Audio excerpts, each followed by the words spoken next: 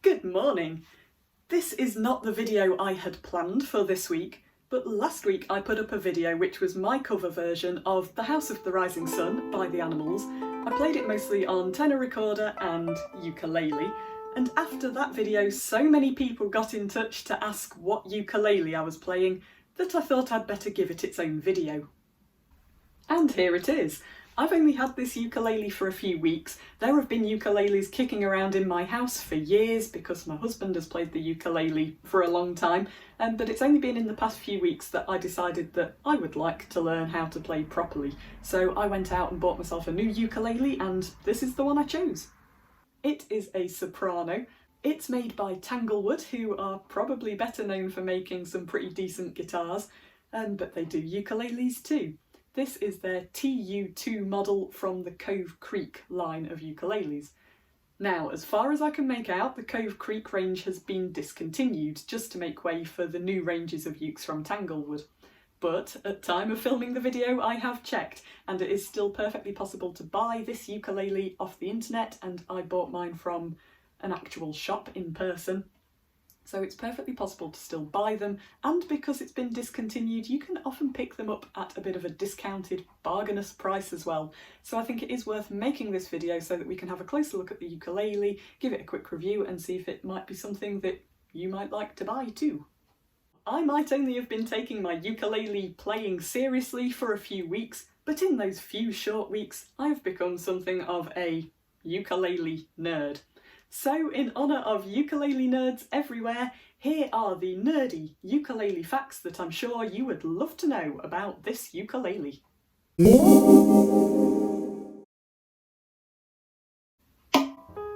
top is solid spruce. The sides and the back are babinga wood, the neck and the headstock are mahogany.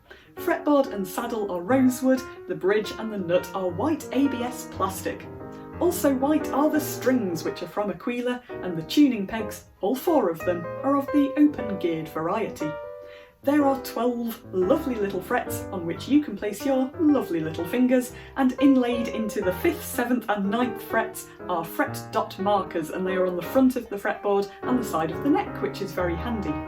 For your delight, there is a circular inlay around the sound hole of some sort of pearly, abalone type stuff, which is very nice. And all of this could come to you for the original RRP of £149.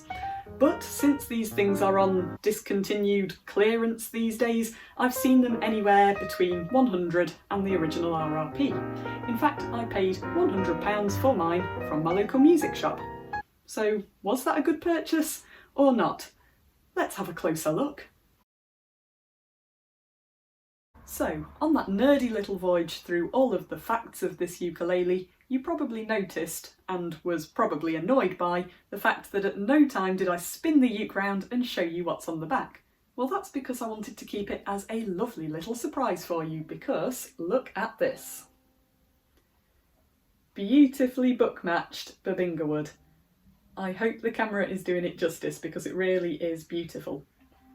When I walked into the music shop and saw the wall of ukuleles, this one was the one that instantly caught my eye because I liked the sort of, to my mind, very vintage style of the body. It's very petite, it's got almost this sort of peanutty shape going on, and actually I really liked the simplicity of the light spruce wood on the top. The whole thing reminds me of sort of a stereotypical image of a classical guitar, just in miniature.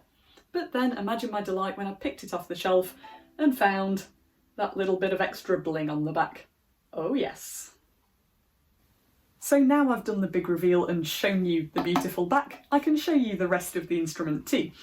The neck is in 3 pieces and I think the joins are done pretty well, they're not too obtrusive at all. There's this white binding around the sides of the instrument that I really like. There's the tuning pegs. I think they're pretty standard open gear tuners, but they feel nice, they feel pretty heavy duty, they feel like they're going to last a long time. As this is a review video, I suppose I had better find something that I don't like so much to point out about the instrument, and that probably has to be that in the odd place some of the wood varnish from different areas of the ukulele has strayed into areas that it shouldn't really be. For example, there's a little bit of dark brown wood stain has crept into the white binding there. I think that is pretty standard for most factory-made instruments, whether they cost 20 quid or a couple of £100. I think you're not going to find the perfect cosmetic instrument until you get into the lovely handmade things. But it's not too bad. I've seen much, much worse. While we're talking about cosmetics, I think the next thing to address is that glossy finish. Love it or hate it, that's what we've got here. And I think in this case it was the right choice because the gloss really helps to bring out all of the patterns in the beautiful back of the ukulele, and I think we've established that is my favourite part of this instrument. Some people don't like a glossy finish because it is said that a thick gloss varnish can help to deaden the sound of the instrument. I don't think this gloss is too thick, but the body of the uke is very small, even for a soprano. I played my way through about 20 soprano ukuleles in the shop while I was choosing this one, and most of them did have a bigger body than this one, and I think maybe the gloss, coupled with the smaller size of this ukulele, means it definitely isn't the loudest soprano I tried. After I had played my way through all 20 ukuleles, the shop staff were ready to kick me out, and I'm not exaggerating, but the salesman did say to me, "I can't believe that you've played your way through 20 ukuleles and you've chosen this one. The sound is strangled." I think strangled was definitely an over-exaggeration. I can see where he's coming from. I suppose you could describe the sound of this ukulele as having a little bit of a nasal quality, maybe, if I was being mean. But actually, out of the 20 or so ukes I tried, it is the sound from this one that I could pick out with my eyes closed, and I like that. I think it's definitely got its own character. It is definitely not the loudest soprano you're going to come across, but that's not necessarily a bad thing.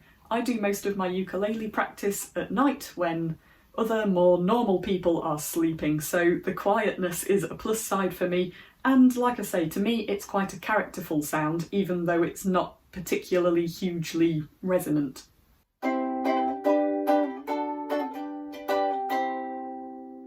I think ukuleles are one of those instruments that I'm going to end up collecting more than one of, so a characterful sound is something that I'm keen to collect rather than just buying ukuleles that look different but sound the same.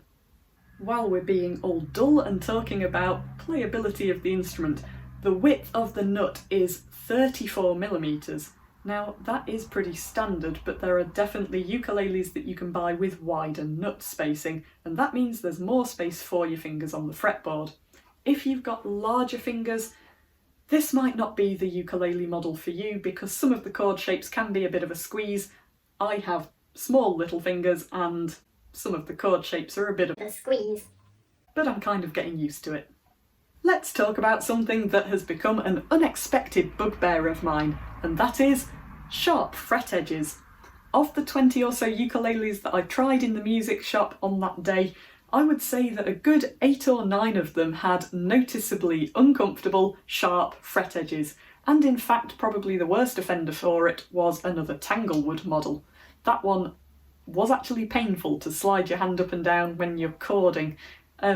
Yes, they can be fixed with a metal file, but whether you're buying a musical instrument for £20 or hundreds of pounds, you shouldn't have to take it home and fix it straight away.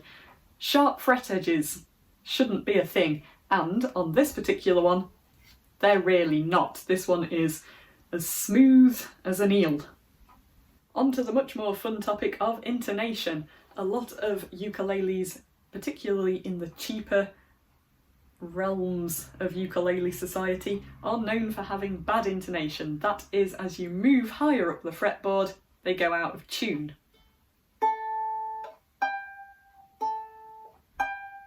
Usually they get sharper. I think this one is pretty good compared to some of them I tried. As with those sharp fret edges, dodgy intonation just shouldn't be a thing in musical instruments, but I'm pretty impressed with this one. No complaints there. Any weird intonation is almost certainly the fault of the player. What other potentially useful things can I think to tell you? Are you into percussive uke playing? A lot of people are, aren't they? I wish it's something I could do. It's something I'll try to learn. This, as we've already mentioned, has quite a small body, so it naturally doesn't have a lot of space to be resonant, so if you want to use it as a drum as well as a ukulele, maybe it's not the choice for you. Let's try to find out.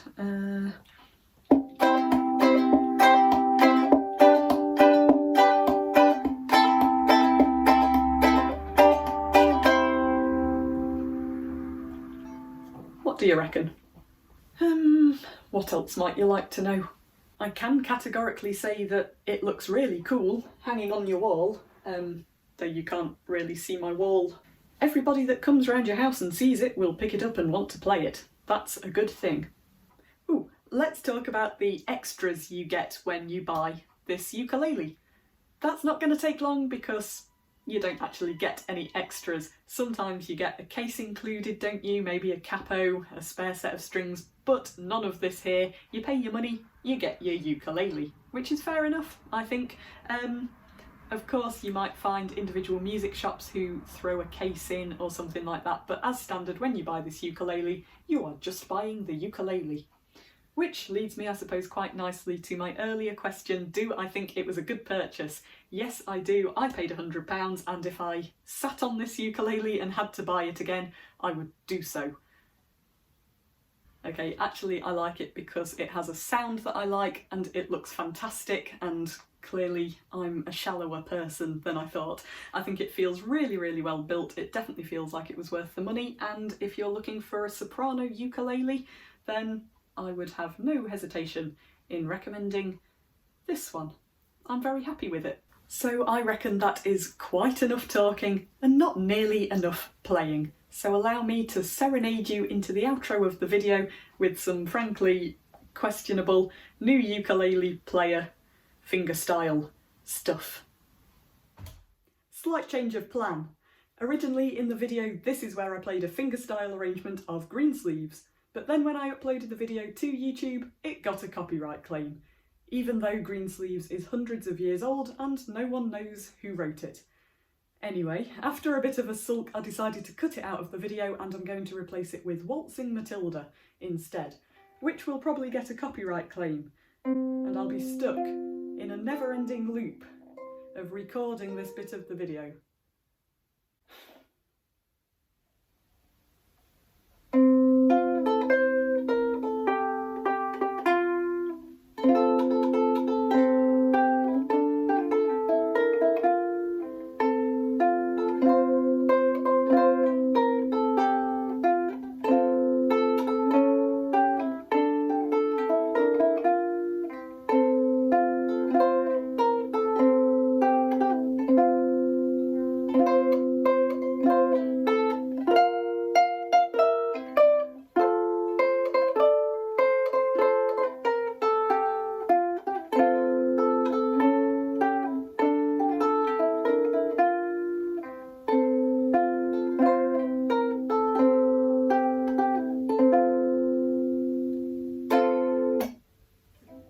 So I don't want to comment too much on the sound of the ukulele because it's such a personal thing and I don't want to overlay my particular thoughts onto your particular thoughts. The guy in the music shop that I bought this off, he thought this ukulele sounded strangled. He couldn't believe that I picked this one out of the 20 that I tried, but to me it was my favourite, so there you go. The sound is distinctive, it's lively, it's not dull, and I could pick it out of a lineup, so I'm happy with it.